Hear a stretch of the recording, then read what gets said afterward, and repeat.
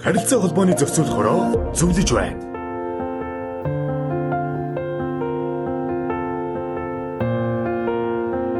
Сайн байна уу? Би өнөөдөр 2024 оны 9 сарын 1-ний өдрөөс хэрэгжиж эхэлсэн хүүхэд хамгааллын тухай шинжилсэн найруулга цахим орчинд дах хүүхэд хамгааллын зохицуултын талаар танилцуулах болно. Уг хүүхэд хамгааллын тухай хуулиар хүүхдийг эрүүл мэнд, оюун санаа, хүмүүжил, төлөвшөлтөнд сөргөөр нөлөөлөх бүх төрлийн хориотой хүүхдэд хортой агуулгаас хамгаалахаар заасан байна.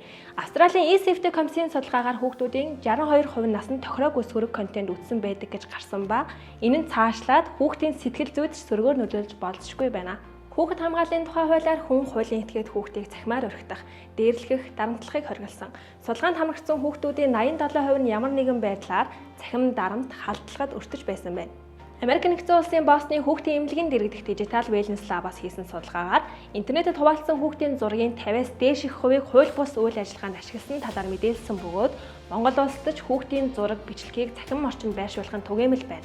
2024 оны 9 сарын 1-ний өдрөөс хэрэгжиж эхэлсэн хүүхэд хамгааллын тухай шинжилсэн найруулгаар хүүхдийн эцэг эх ахран хамгаалагч харгалзан дэмжигчийн зөвшөөрлгүйгээр хүүхдийн зураг, дуу дүрсний бичлэгийг олон нийтэд түгээхийг хориглосон.